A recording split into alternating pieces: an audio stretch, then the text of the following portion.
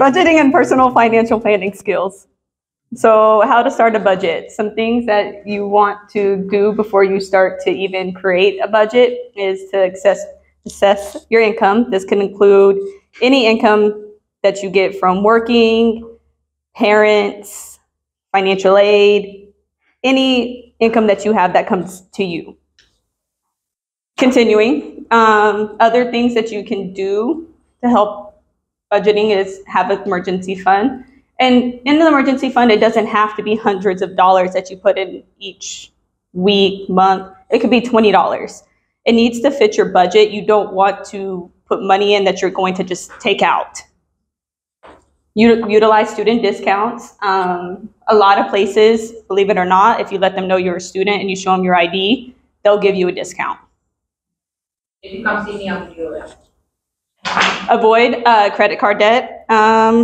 If you have credit cards, be responsible with them. Try and not to avoid too much debt and pay off the balance in full each month to avoid paying high interest rates. Plan ahead for any major expenses. This could look like tuition payments, travel, or just anything that could cause a strain. Maybe you have an emergency fund to pay for a car repair, things like that.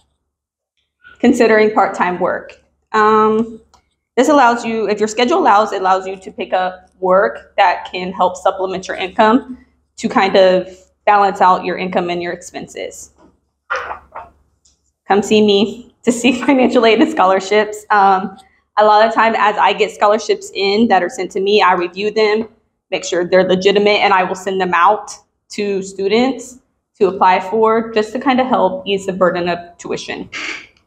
And review and adjust your budget regularly. We know that income can change, expenses change, so it's good to go visit it a lot to make sure that everything is staying the same and that no things have to be changed. So when you're creating an actual budget, the essential things to do it for effectively is the biggest cost, especially in college, is tuition and fees. Then you have housing, food, transportation. Transportation could look not just car, it could be gas, any transit that you take. Books and supplies, if it's not included in tuition, that's something that you may have to budget for. Personal expenses could be groceries, everyday items that you may need. Healthcare, if you're not under a certain age and on your parents' healthcare, that's something that you may have to look into. They have marketplace that you can go on and apply that use your income to help you find insurance that is best suited for you. Like I said earlier about savings, it doesn't have to be a lot. It could be $20 that you put in there. Just make it work for you that you're not going to go pull it out. And then debt repayment. Some students, if you have student loans, it's something that you can do while you're in school is start paying on those student loans. It, once again, doesn't have to be a lot of money. It doesn't have to be hundreds of dollars, but as long as you're paying it off and putting something towards it, I promise at the end, when you graduate, it'll help. And entertainment and socializing. We live in a very expensive place. We all know this. So it's nice to budget that so you can have fun and you're not just sitting at home all the time. And once you've identified the categories that apply to your budget, be sure to track your expenses regularly to ensure you're staying within your budget. Here's an example of the one that I use. These are not my expenses, so I changed the numbers. But this is an example of one that I use. And it has, projected monthly income, what actually comes in, and then balances from each of my categories. And then it comes down here and gives a difference. I have this, I can send it, but it's an Excel sheet. I love Excel, it's my favorite.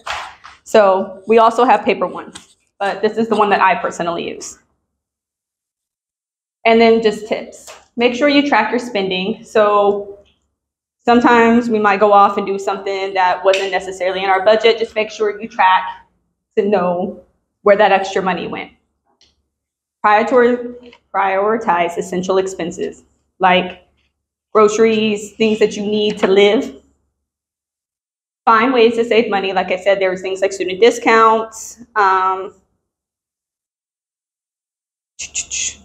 What else there could be? It's mainly student discounts. Take your nails off. Yeah. Not using essentials, learning how to do things at home as opposed to doing things at a salon or something. Now, I'm not saying go dye your own hair, please. Please do not. I don't want you to come to me and say I said to dye your hair, because I didn't. Review your budget regularly. This is super important. Like I said, if something comes up, something changes, maybe your income decreased. So now you need to go back and fix your expenses so that you're not negative at the end of the month, and build an emergency fund. So personal financial planning skills. They're crucial for college students to develop as they transition into adulthood and independence. Some financial planning skills that can, as a college student, can be focused on include budgeting, saving, understanding debt, meal planning and grocery shopping, and financial goal setting. With financial goal setting, paying off student loans, it could be saving for a down payment on a house, investing for retirement. I know these sounds like old people things, but I promise if you start doing it now, you will thank yourself in 10, 15 years. It sounds like old people stuff, I know. Also, investing basics. You can look into ways that, I gotta find my investing basics. Educating yourself about basic investment concepts, such as stocks, bonds, mutual funds, retirement accounts. Considering, like I said, starting these early so you can retire at 40 if you would like. Credit management, learn how to responsibly manage your credit, maintaining good credit. It pays off in the long run. This is what you need to buy a house, buy cars. You need credit for a lot of things. Insurance, understand the importance of insurance, and that could be health insurance, renter's insurance, auto insurance, and in general, even life insurance. I have life insurance on me and my child is only 7. But things happen and you never know. Financial literacy education. Take advantage of resources and workshops like this that are offered to help you better understand and learn about topics such as budgeting, investing, taxes, and retirements. And then financial aid awareness. Familiarizing yourself with diverse types of financial aid, including scholarship, grants, loans, work-study programs, research deadlines, and eligibility requirements for applying for financial aid each year, as we know they can change.